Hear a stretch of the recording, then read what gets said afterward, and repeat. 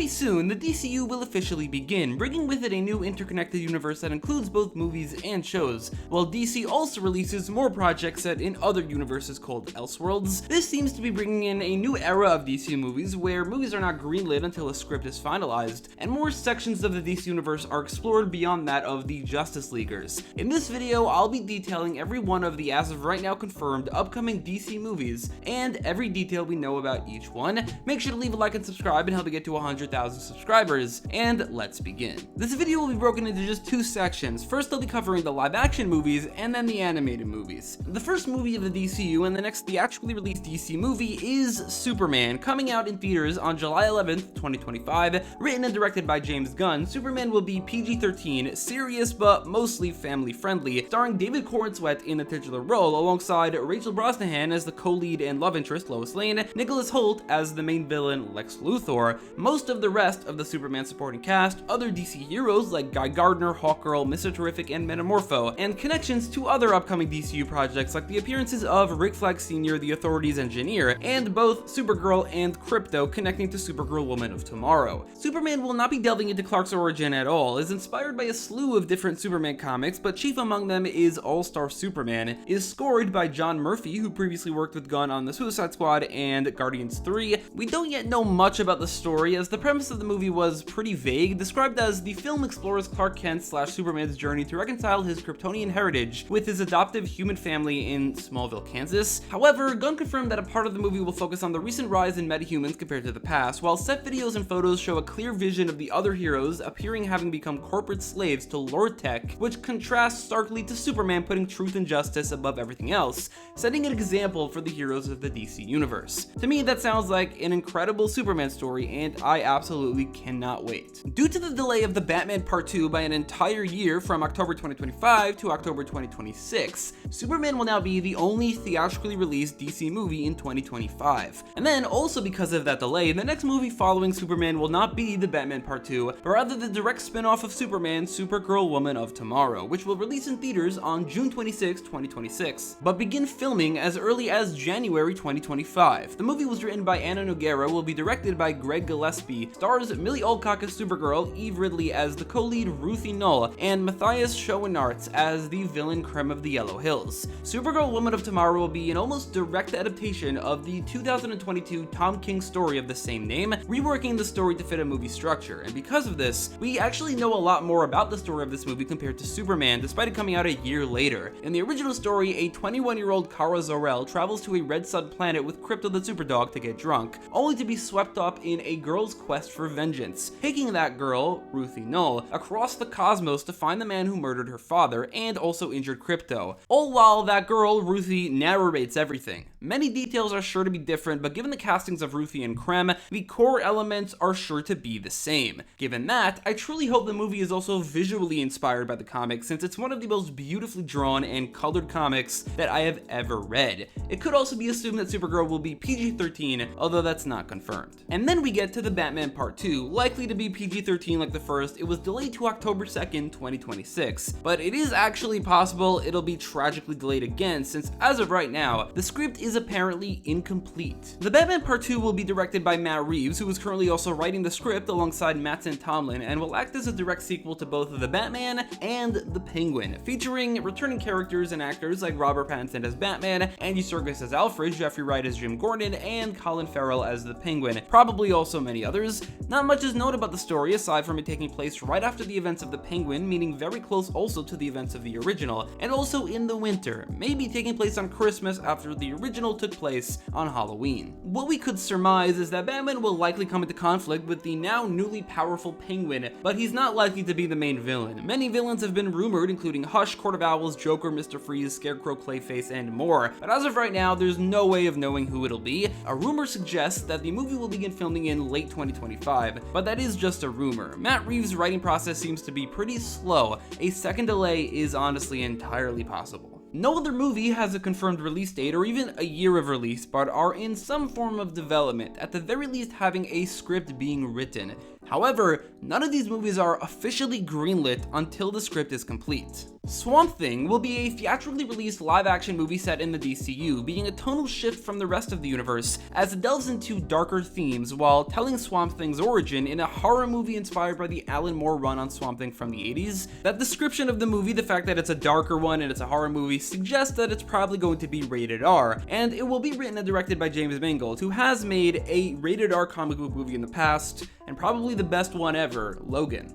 The Brave and the Bold, seemingly having been retitled to Batman Brave and the Bold, will be a theatrically released, likely PG-13 DCU movie that releases simultaneously with the Batman movies but is also entirely separate, focusing on a different Batman who probably deals with more fantastical threats, taking on a different role as a much more experienced and also fatherly figure as he discovers the existence of his son Damian Wayne, who then becomes Robin. That's not what made him a father though. The Bat family beyond Batman and Robin will be included as well, with the likes of Nightwing and Cassandra Cain having been confirmed for the universe. And if you fill in the gaps from there, Jason Todd, Tim Drake, and Barbara Gordon are all very likely to exist as well, and most of them will probably appear in this movie. It's unknown who will write, but it is confirmed that Batman the Brave and the Bold will be directed by Andy Muschietti, who did unfortunately direct The Flash. And the movie will take primary inspiration from Grant Morrison's run on Batman from the late 2000s, which is also where Damian Wayne was introduced. Teen Titans will be a theatrically released DCU movie written by Anna Nogueira, the same writer as Supergirl Woman of Tomorrow. That's just about as far as we know about the movie, but there are assumptions we could make, like it probably being PG-13, featuring the popular Teen Titans exclusive characters like Starfire, Raven, Cyborg, and Beast Boy, which is also a part of a rumor that recently came out, and featuring a Robin, maybe also Nightwing. It's entirely possible the movie will be a spin-off or maybe even a prequel to The Brave and the Bold, featuring either Tim Drake or Damian Wayne, maybe even Dick Grayson, but definitely one of them. Whatever it ends up being, Teen Titans will be the DC Universe's second biggest team's first live-action movie. After they did already have a live-action show, an animated movie, and an animated show, this is the only thing that remains. An unusual movie that is confirmed to be in development is the as of yet untitled Deathstroke and Bane focused movie that is unconfirmed whether or not it's set in the DCU, but I'd say it's almost certainly going to be in that universe. It's also likely to be live-action, but not confirmed, and either PG-13 or maybe even more likely considering the character is rated R. Aside from the focus on Bane and Deathstroke, the only other detail we have is that the movie will be written by Matthew Orton, writer of Moon Knight and Captain America Brave New World. This is an unusual one since Bane and Deathstroke are two characters with little to no interaction between each other in the comics. The closest thing is that they were both assassins in Arkham Origins. In fact, I have no clue what the movie would even be called. People have speculated that it'll be a Secret Six movie, a team from the comics of which Bane is a member, which specifically was created to fight against another team of villains in a sort of villain civil war, of which Deathstroke was at one point the leader of the secret society of supervillains. That's certainly a possibility, but at this point there's no real way of knowing. A round of rumors came out about the DCU recently, a part of which said that it actually will not be a Secret Six movie, so I don't know. I guess we'll just have to wait and see. Maybe it's a Secret Society movie or a Legion of Doom movie. There's not really a lot of interaction between Bane and Deathstroke, so I don't know. Sergeant Rock and Easy Company, of which G.I. Robot is a member, will appear in flashbacks on Creature Commandos. This will lead into a spin-off live-action theatrically released prequel to Creature Commandos, focusing on Sergeant Rock and set in the DCU.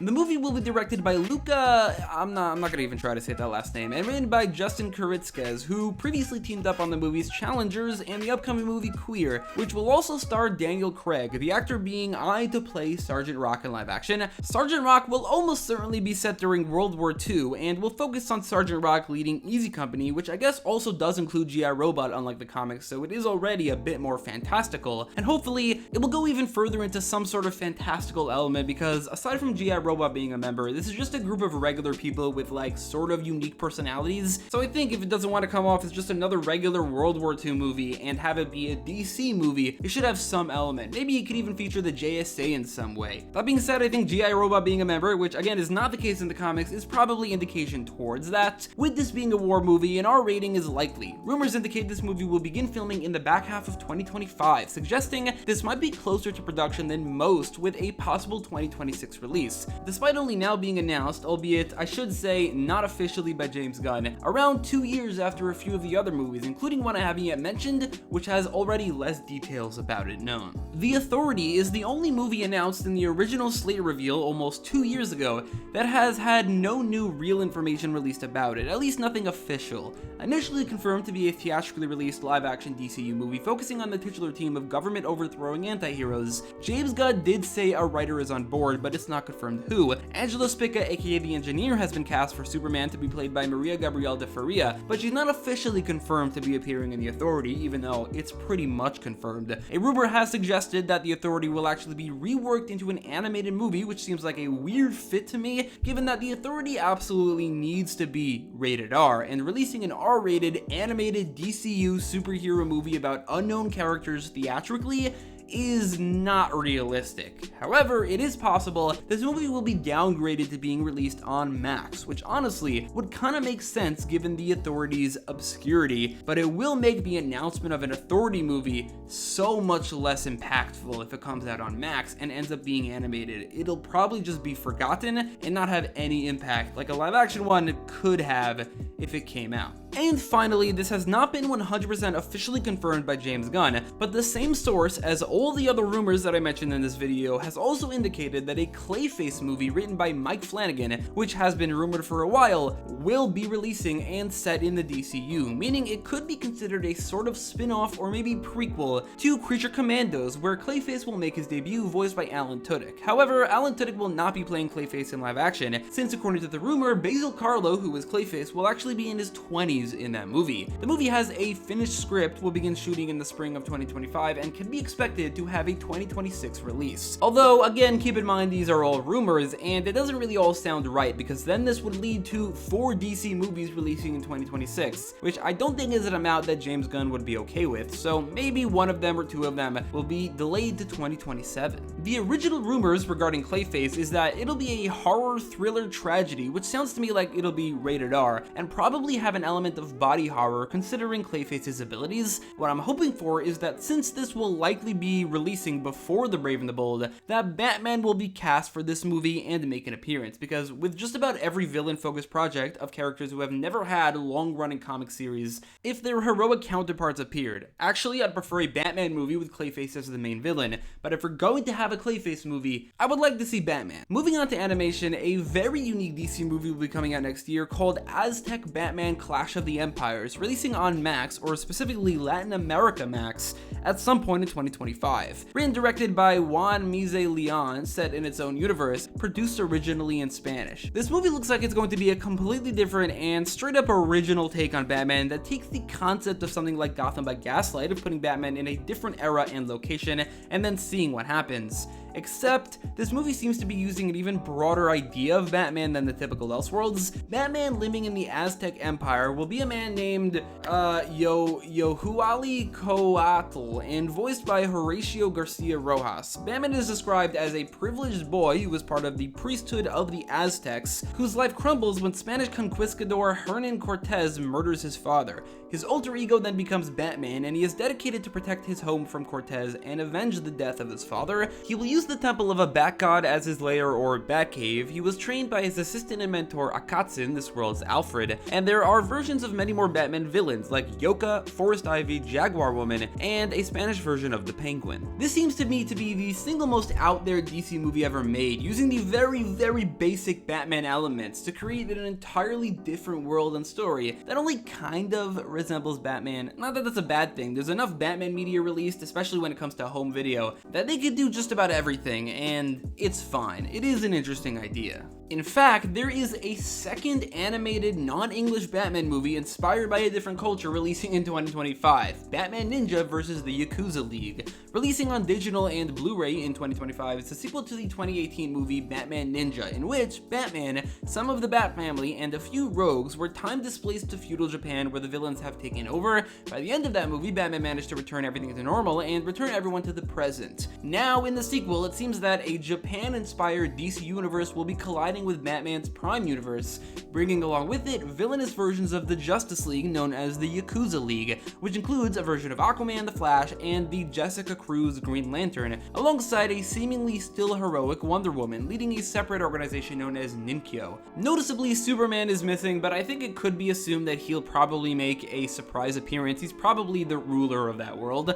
Alongside Batman, the 4 Robins will all appear like they did in the first movie, as will Ra's al Ghul, Damian Wayne's grandfather. Produced originally in Japanese, there probably will eventually be a dub, but that's actually not been confirmed. Those 2 movies were home video releases. There is also one theatrically released animated movie confirmed, Dynamic Duo, not coming out until 2028. Dynamic Duo's place in the DCU is unconfirmed, but entirely possible, as I think it could fit as a prequel to Batman Brave and the Bold, and the movie will focus on the origin stories of the first 2 Robins, Dick Grayson and Jason Todd, showing the friendship between them as youths, which becomes tested by their diverging ideas of what their future should be. This also likely means that Batman and a lot of the Batman supporting cast will appear as well. Dynamic Duo will be animated by Swaybox, who specialize in puppet animation, using a new technology to make for incredibly expressive puppets, which could be combined with a stop motion and CG animation to make for very good looking scenes, and then with Dynamic Duo, an entire movie for the very first time.